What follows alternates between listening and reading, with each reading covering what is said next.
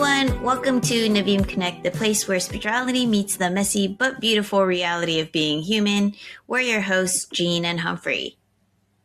Today, we're talking about self-care, but probably not the kind you're seeing on your Instagram feed.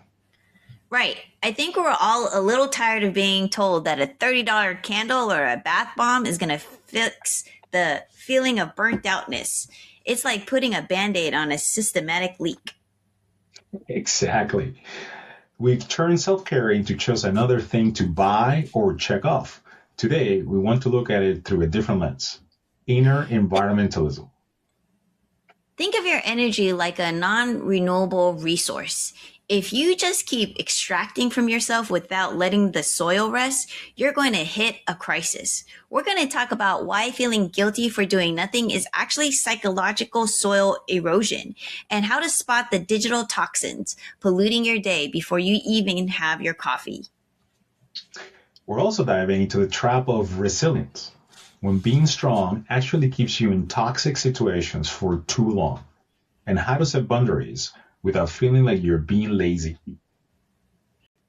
Whether you're running on empty or just want a more sustainable way to live, we've got some small, renewable shifts to help you stop the burnout cycle. So, with that, let's start with the basics, Gene.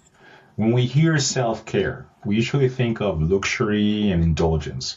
How do we shift the definition towards stewardship of our own energy?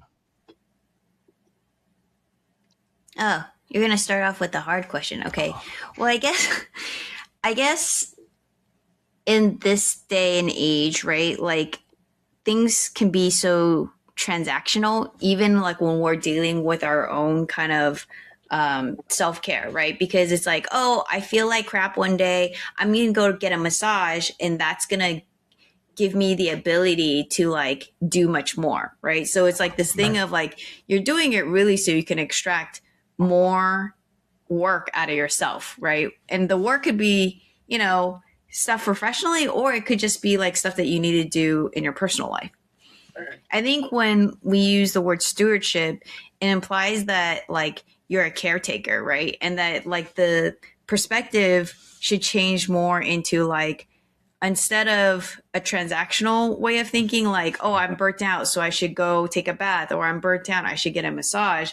It's more of like the long-term view of how do I take care of myself with the right boundaries, or with the right day-to-day actions that will not get me to the point where I'm burnt out. And that could be also not a physical thing, but also a perspective change. Got it. What do you think? So we're saying self-care as in like your internal self-care, not necessarily like, the beauty baths, the creams, the going down to the spa to get a whole thing. It's more like doing the work inside, making sure that you're in a good place. Yeah, I think, for sure. I'm a proponent for self-discovery, self-awareness, and things, and always being in tune with how you're feeling. I do still think like, if you get a massage or a candle, like helps you enjoy your life, or like enjoy yourself, that's fine, and that does translate into how you're feeling or how you're thinking. Well, that's actually a good point, right? Because I was going to lean into how all of a sudden self-care has turned into I got to buy something, as opposed to I got to do something for me, right? Like, and you actually say, so you can buy a candle to use to come home and relax and help you calm down. The doing is great, but I think overall, right, the concept of self-care, most people think about it as I gotta buy something, like I gotta do something, what I mean? Like instead of working in me, I gotta buy something to help me with that. Yeah, I think like a candle or like a book to journal in, those physical, tangible items, right, are easy to purchase and to get you into like, hey, I'm going to do some self-care. But it's the actions that we do thereafter, right, that really are the things that in my opinion, feed you, right? It's not Right. like the candle and the scent. It's like the candle and scent is a tool to get you to a place where you can maybe take a deep breath and relax, right? And Right. maybe like contemplate and process all the things that are happening to you in your life. Right. Right. So it's interesting because I think what we're going to explore today, I think where we're going to land is like I feel a lot of people do the buying, right? Like I'll buy the candle, I'll buy the book to the journal, but they never get to the next part, right? Like they get to the I'm going to get what I need, but I don't have the time to do what I need to do. You know, like it's like but just the fact that I bought it makes me feel like, oh, I'm taking care of myself because I got the candle and I got the book and I got my diary, right? Or I have my meditation I subscription. I got it, but I I never get to the fully next level.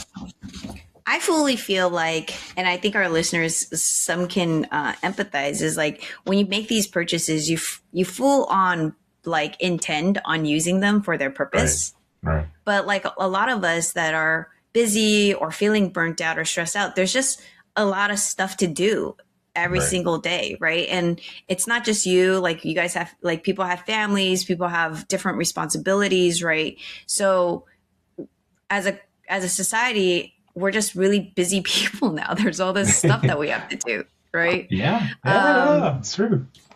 and so and also like, at least I know for myself, when I have a lot of stuff to do, I get a lot more stressed out because it's just like mentally, I have a list of things I just need to get through. And I don't Ah, necessarily prioritize my ah. own self care, right? I prioritize myself last. And I'm sure a lot of people can also empathize with that too. So I'm okay. So this is great. Okay, so this is because this is getting to the core of okay. What? So you It's said not something great that I'm important. stressed out, H. No, no, no, no. That's not you. I don't mean you need stress. I mean it's great that we're getting to the crux. Right? Is you said Oh, it yeah. because you said I when I have things to do, I have a priority list, and in that Yeah. list, self care is at the bottom of the list, but everything Correct. like I need to do is at the top, right? Yeah. And I think, and the interesting part is, I was actually having this conversation in preparation for today with Salome, Yeah. one of my girls, and we landed. We were talking about this, right? So if you think we are, I don't think we are taught in the West, right? We're not taught to think of ourselves as or energy as a resource, right? Hmm. Like us keeping our energy levels and maintaining our energy levels and taking care of ourselves as a resource. It's more like, but we're taught you got to work, you got to if you're a job, your priority list is to make sure you take care of this, right? But you're at the bottom of the list, and it's very interesting because that is, and I'm saying the West because it is mostly in the West. In the East is different. The East is like, no, no, I'll do the things I need to do to take care of me first, and then I'll do Yeah. the rest, right? Because Yeah. it's important. And I think, and the reason I'm bringing this up is because I was having a hard time trying to explain to Salome that we have energy, like we are energy, like the whole concept of energy is like, no, no, no, we're not a battery. Like she's like, what are you talking about? Are we a battery? Like just the way she's like, it doesn't make any logical sense that like the concept of thinking of us as having humans having energy that needs to be renewed, that needs to be maintained. It's like an alien concept, right?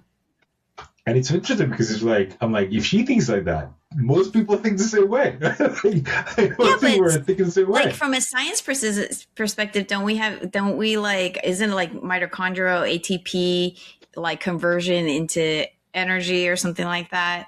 And then like, isn't there like humans actually have like a low charge, right? Like, Yeah. so if you know, it's But not they like don't teach that. completely outside of the world. But they don't teach that, right? Like you're right. You're totally right. But that's not part of the curriculum, right? It's just a part of what No. people learn. That's not so. Whereas you do learn, like if you think about it, you go to school, you got to do your homework, you got to do things, you got to see that Hmm. changes into work. So everything is kind of driven to you doing things Yeah. to match what society expects, but you're at the bottom of the pile in that Yeah. list. I'll say that is true for the West, but the only time Yes. it is not true is when you're on a plane and they go through the emergency directions and they tell you to put on your mask before you put on somebody else's mask. That is true. That is true. But it is true. It is true. And it's funny because I use that as an analogy to tell people, like, look, they say it on the plane. You got to put your mask first before you help somebody else. Right? Yeah, but everybody knows this, right? Like, this isn't like some like, oh, big idea or concept, right? Everyone knows put your mask on before you put somebody else's mask on, and all the following reasons why, right? Yeah. But why is it that people default programming? Why is it that we're at the bottom of the list? I mean, I'm guilty of it too. So yeah. I'm wondering. No,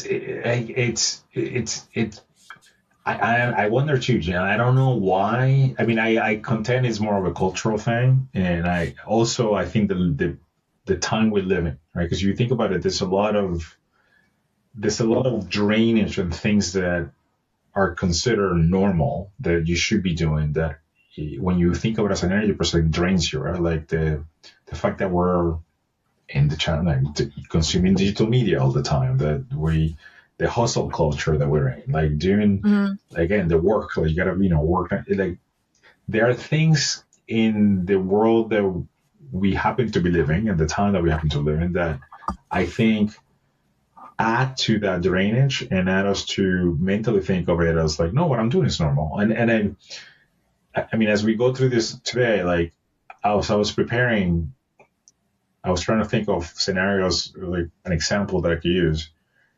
And I was a victim of that. Like, well, I was a victim of this, but I was like, that's what's normal for us. Is like, it's a normal thing. You working 10, 12, 16 hours. That's a normal thing.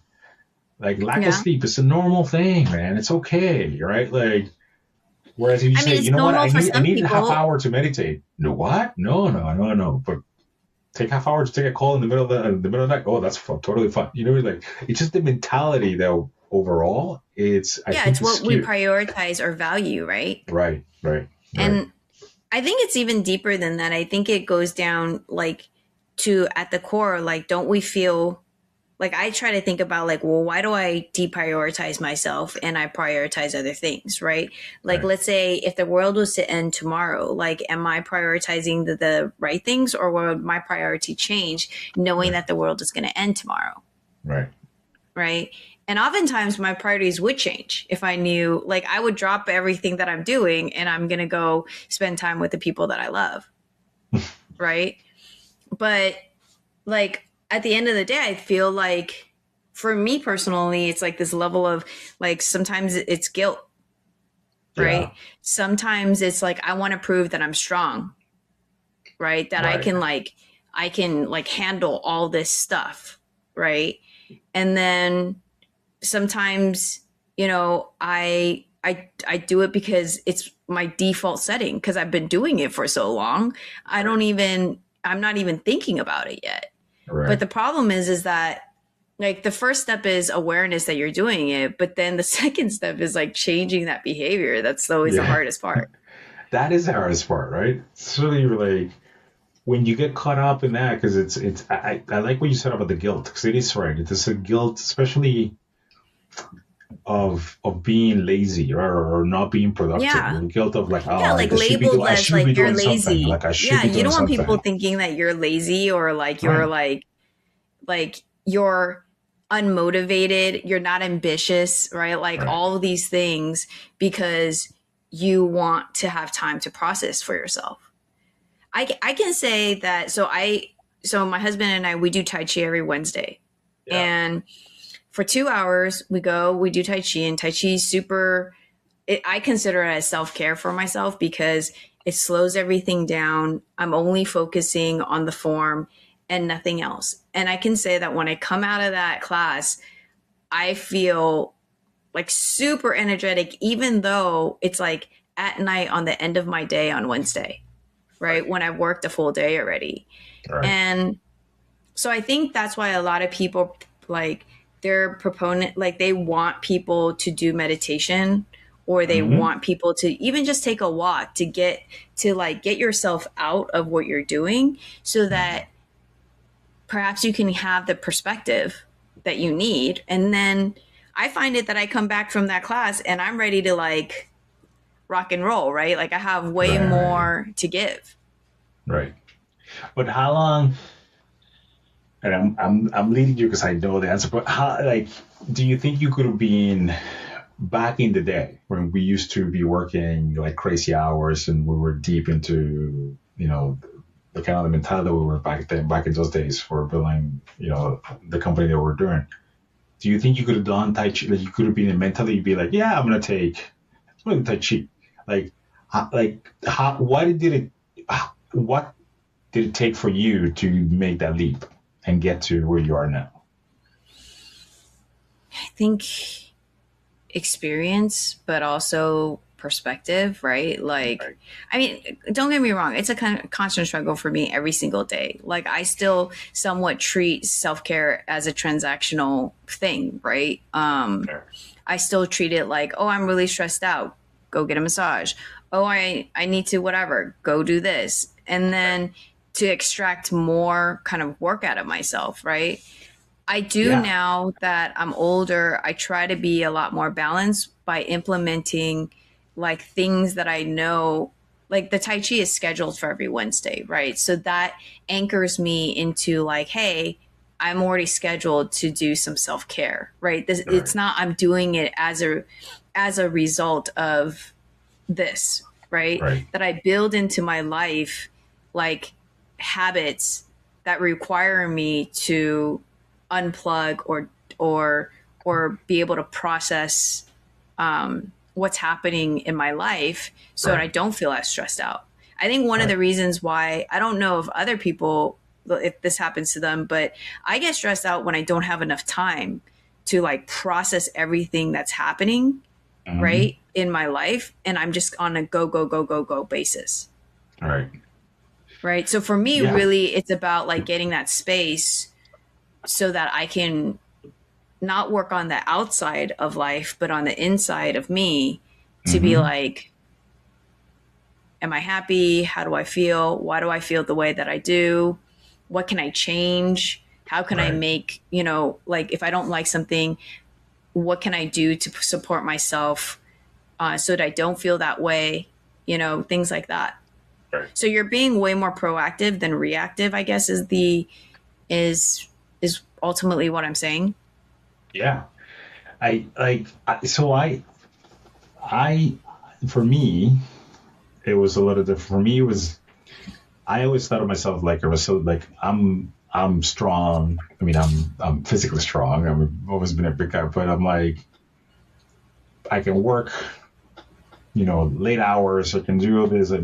I can handle the pressure in any kind of scenario. Nothing can take me, right? Mm-hmm. Until it actually took me. Meaning, for those of you listening, I years ago, well, 5, 6, Jesus, 7 years ago, I had what is called Bell's palsy, which is the nerves in your face paralyzed. Paralysis. Essentially, is the nerve behind your ear. It paralyzed your half of your face. Um, and now, in many years after, in hindsight, I was feeling there were signs that my body, like I was under stress to the point that my body couldn't take it anymore, and I ignored them. I was like, no, no, no, no, I gotta keep, I gotta do this, or I keep going, because I was that guy. Mm-hmm. Like, no, no, no, you gotta. Self care was Yeah, like the I feel like last you thing on didn't, the like list. you wouldn't admit it. You wouldn't admit it. Yeah, And yeah. it goes I was like, to no, no, like, no, no, I'm gonna I keep can going. handle this. I'm Yeah, yeah. strong, you know? I'm gonna do it. That's wrong. Until my body said, no, you can't do this anymore, and it completely Like, guess paralyzed me. what? No. Guess what? No, now you got to Yeah. stop, right? Yeah. And although it wasn't fun at the time, I appreciated it later because that was, I think, it was the catalyst for me to actually start looking at things and say, oh no, I do need self care. I need to make time for me, right? Like you Mm-hmm. said, even if I had to schedule 30 minutes or an hour a week, I need to find something that is going to help me keep my energy balanced, keep things balanced, so that I can keep doing or managing everything else. And what I discover is it actually helps. Once you do take care of yourself, it makes you better at everything else. It Because when does. you say you have energy after Tai Chi, right? Yeah. Like you feel more energetic, you feel more open, your mind is clear, right? Like Jerry Seinfeld has said a bit. Jerry Seinfeld does transcendental meditation. He's been doing it for, I don't know, 40 years or more. And he said it, people go like, well, what do you find? It's like, it gives me like 30 minutes a day, gives me so much more energy and allows me to handle whatever pressure comes at me. Because every day I release it, right? And that's the part that people, I think, is for the way we think and the way we are used to thinking, I got to be working all the time, I got to be busy. It's kind of productive to think, no, take half an hour or just an hour a week, something to take care of yourself first. It will help you in everything else you do. That concept, I think, was missing, right? The concept of self-care, of understanding that, which I couldn't understand back in the day. I mean, I really think, like you said something, right? Like that it will help you. And what I'm thinking about is like, why do we feel like we need to be strong? Why do we feel like we feel guilty? And it's because all of us have responsibilities. Right? And at the end of the day, those responsibilities, like we have to take care of them. But I ask myself now, and I want people to ask themselves, is like, why is it that you're not responsible for yourself in the sense of caring for yourself? Right. Aren't you? It's your health. It's your psyche. Right? And if you're thinking about, like, I try to think about it in the way of, if I don't take care of myself, and be responsible for my self-care, then am I being responsible to the other responsibilities that I have? Right. Right. And again, it's this weird thing where we just kind of deprioritize ourselves and we say, oh, I could get to it later. Right. But I think if you switch it to like, why am I not being accountable or not being responsible to me? Right. And then like, what type of example does that like then model for the other people in your life? And what is that communicating in terms of boundaries? True. Yeah. Like, I think, like I think of the girls, like, what kind of example of, back then I was giving them being a workaholic, I guess. I don't know, you gotta work, the more you work. No, you think, like, I'm just, because I mean, I find myself having this conversation a lot lately. Like, it's like, especially with the Gen Zs, right? It's like, because they're starting, because they're starting their career, right? They're starting their career. They're not fully indoctrinized, I would say, into the work culture, right? Into the workaholic mode. I honestly feel like there's a lot to learn from each other in terms of like, how do we balance that out? Because I don't think one way or the other to its extreme is a balanced perspective or approach, right? But I mean, Gen Zers, I mean, they are asking, I feel like they're asking the right questions, right? Like, why do I have to work 12 hours a day? Right. Why do I, like, especially in something that why don't I like this? Right. Like things that in our generation, we didn't even ask. We just like did, and we just worked. Yeah. It's just what you do. But I think oftentimes I think we got lucky because we are working in, industries and in positions that we really enjoy. I mean, that's, I don't necessarily see myself as a workaholic anymore. Right. I enjoy what I'm doing, and I understand what a gift that is every single day, even if you have like a bad day or like, oh, somebody's pissing you off. Right. But you understand that that's a part of the journey, and it's kind of fun, like all the ups and downs of it. And you can appreciate it. When we were younger, I didn't necessarily appreciate it, and it totally burnt me out. But I think getting burnt out or feeling burnt out helped me to have the perspective that I have now, right? Because it's this idea of like, okay, I still really loved what I did, but I was also just really tired because Right. I wasn't prioritizing myself. It wasn't the actual work. It was that I wasn't prioritizing myself Sure. in my off hours.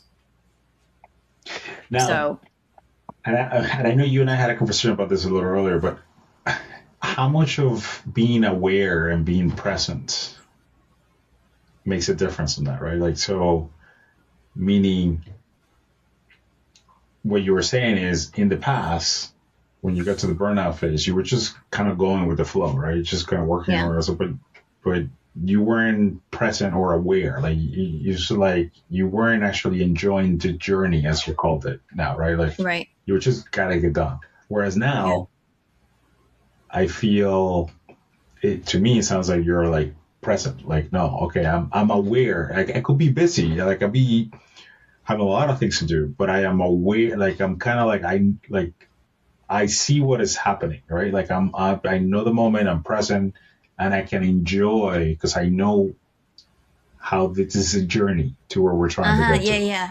I think the answer is, and I'm still trying, is that you try to prioritize your self-care, because when you do, you have the ability to have a clearer perspective and a better awareness of how you're feeling, you know? I think, I mean, we've talked a lot about like physical burnout or working or whatever, but what about like the emotional, like things that like when you're stressed out because maybe you're breaking up with, you know, a significant other, Yeah, or you have an interesting mother-daughter relationship, or father-daughter, like whatever, an right. interesting relationship, and it's demanding and etc. What about that stuff? Because that can also stress you out or burn you out. Actually, yeah, it's pretty well. That on itself can stress you out, but when you have that and the work scenario together, it's like a recipe for disaster. Yeah, but how do you, like, So I feel like work burnout is easier in a lot of sense to like to figure out how to like imply self-care. No, it is, because like you do the things of like scheduling stuff and like making time, yeah, you can meditate and you can work out, but like because there's like a set schedule, right? You go to work 9 to 5, yeah, you do these yeah. things, but like like relationships stress, right? Or like emotional stress, right? Mhm. That's not happening on a schedule, right? It's just That's happening. true. That's true. That's true. That's So true. how But do you like, practice self-care in those, like when that's happening? well, actually, just I think when we were talking about being present and aware, it's similar to what we talked about in the relationship mirror discussion episode, right? Like if you identified, if you're aware of what's happening, you can identify what is the emotion that, like, take a step and be like, what is the emotion that I'm feeling? Why am I feeling this, right? Like, is this like a triggering event? Why am I being triggered? Like, we always say, take the step, take the second to kind of step back, analyze it, but process the emotions, right? Like, I think the stress comes from things come at you. You might be stressed from work, come home, you get like it hits you, you get upset, right? Like you don't have the time to, as you said earlier today, to work things out. You don't have the time Yeah. to process it, so you just Yeah. it stresses you out against Oh, it. But if you I take the have a fact time, for this. I have a fact for this. okay, They were go for it, saying go. research is that like when you're able to put a name to what you're feeling, Mm-hmm. you automatically feel it less because you were able to like Like you name identify it. it, like it's Yeah. identified. Yeah, yeah, yeah. So like if you're pissed off and you're like, I'm pissed, you just automatically stop feeling as pissed, right? So maybe Yeah. that's like why venting is so, like why venting works so well. But there was okay. So going back to the point of being present, it's a difference between venting out of just automatic reaction, like just reacting to something, and Mm-hmm. venting without understanding what you're venting, and as you say, recognizing I'm venting because I'm upset. I'm upset, like saying But it, I'm sometimes don't you need upset. to vent first in order to figure out how you feel? You know what I mean? Yeah. No, yeah. But you have to like because some people vent and they just keep like doesn't change it. Like they just keep getting upset and more Oh, upset and and they more never stressed. kind of go back They and never like go back and analyze process and it. They just process. vent Okay. and you know And then they like move so. on. Yeah. Yeah. So if Yeah. you vent, go. I like look whatever. To be fair, whatever works. Vents, scream, sing, yeah, whatever. Right. But process it. I think the processing is the part, right? Like just like we talked about before, is I think, and I'm calling it awareness because once you kind of start recognizing, like you start recognizing the patterns, you're like, oh, why am I feeling this way? Okay, why am I been? Oh, I get it. I'm pissed off. What pissed me off today? This pissed me off today. Got it. Do you think for our listeners that like taking a step and processing is too abstract? Like what does that actually mean? Like when we say, hey, take a step back and process this, or take a step back and use self-awareness. Yeah. Like what is that? That's a good point. I mean, take a breather. So literally breathe. Let's start with look simple steps. Breathe.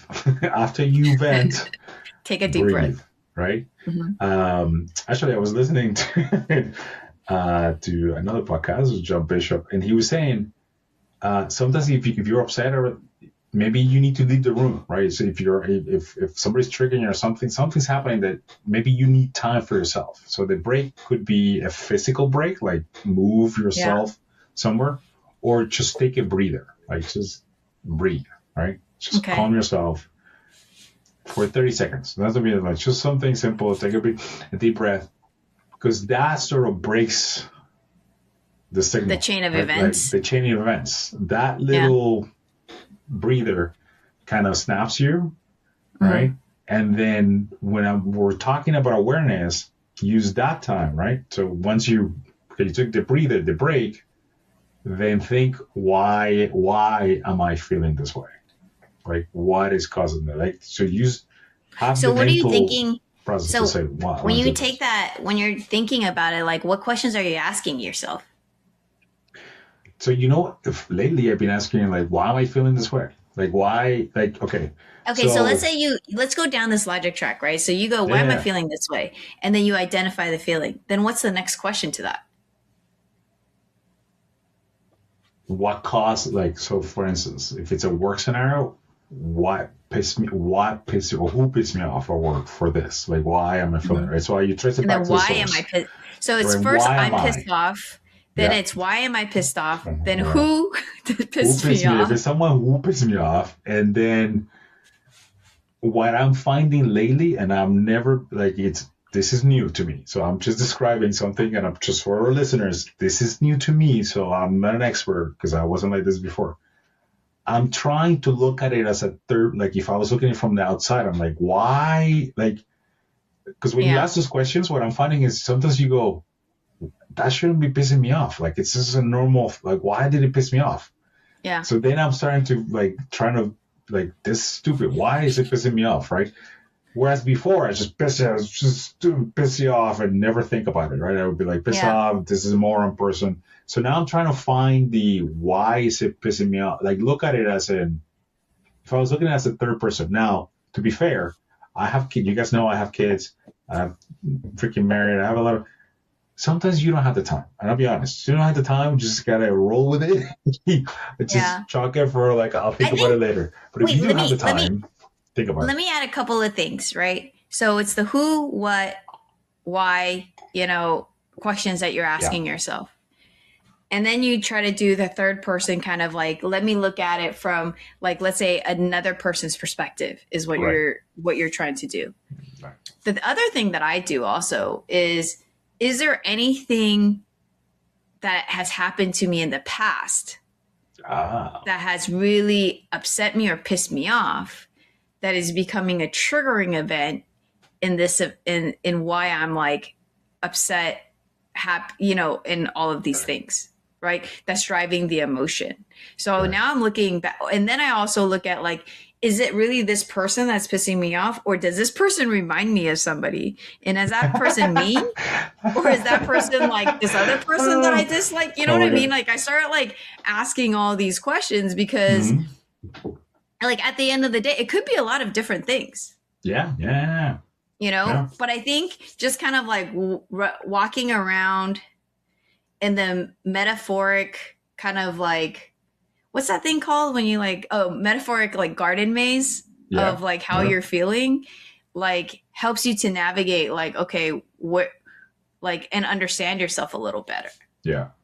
I think the other thing that I use, go ahead. I think the other thing that I use is I also have like people that I know me very well. So sometimes when I can't necessarily put my finger on it, I'll call them and I'll be like, oh, you know, I tell them the situation and I'll say like, I don't know why I'm so upset about it. And because we've been friends for so long and they know me well, they're actually better at like putting into words. Identifying, yeah, and identifying it. Yeah. No, it's true. That is true. But you got to trust that person. You got to be somebody that you trust. So otherwise, like, also, you don't have to listen to anybody that what they say, right? It has to also ring true for like when they say it, it has to ring true for you, right? No, or you true. could be like, nah, I don't agree. That's true. But I think that the beautiful part, or actually the important part of the emotional side is the purpose of emotions is to help us, you know, I think it's, you know, it's important not to be kind of like happy-go-lucky, like always everything's sunshine, everything's fine, there's nothing wrong, I'm not upset, you know, even though you're actually upset, like, no, I'm not upset. That doesn't work either. Like you actually have to work through your emotions. You got to process them, right? How you do it, when you do it, but it's important because that, and I'm speaking by my own personal experience, that also had a lot to do when I had the Bell's palsy back in the day. It's like I would bottle things up. Yeah, because you were white knuckling it. I would bottle up. I'm like, are you doing? Yeah, I'm fine. Like, you know, like I would bottle up. I could be fit to kill someone. Someone would piss me off, and I would say, oh, yeah, everything's fine. I wouldn't, you know. So I learned, and that took me a long time. I learned, look, you have to process your emotions. You have to say, like, and like you said, you got to vent. When you got to vent, you got to vent. You got to like. So good. You got to release the pressure. You got to do it. But emotions are good for that. Emotions are good telltales for us, right? They're good signals that tells us, hey, this is what you're feeling, and help us with that self-care because it kind of points you in the direction of the things you need to work on, the self-care. Yeah. To get back. Well, look, guys, I feel like for our listeners, I mean, the reality is that we can all continue, like decide whether we're going to prioritize self-care or we're not, right? But at some point, like Humphrey said, your body is going to tell you, prioritize it for yourself, for yourself. I find that practicing self-care has made me a better person. And I think, Humphrey, would you say the same thing for yourself? Yeah, definitely. But by no means are we perfect at it. Right? Like we're not like practicing self-care every single day in every moment of our lives. We are human after all, Jean. We are human. And we're messy and that's the way it is. So I say just try your hand at it and don't try to be perfect. Think of it as progress over perfection and like baby steps at a time. And I ask the question is, if you're not responsible for yourself in making sure that you do self-care, then who is? Right. Well, that's all the time we have for today. We've covered a lot of ground, shifting from buying self-care to actually practicing self-care of our own energy. As you head into your week, we want to challenge you to stop putting yourself at the bottom of your priority list. Take a pause and remember that if you don't take care of your energy, you're headed for a crisis. Give yourself some grace, stay curious, and keep leaning into the reality of the journey. Remember that you have to help yourself before you can effectively help anyone else. This week, try to take a literal 30-second breather when you feel stressed to break the chain of events. Don't aim for perfection, just focus on baby steps and progress. We're all just figuring it out one day at a time. Until next time, stay connected, stay kind.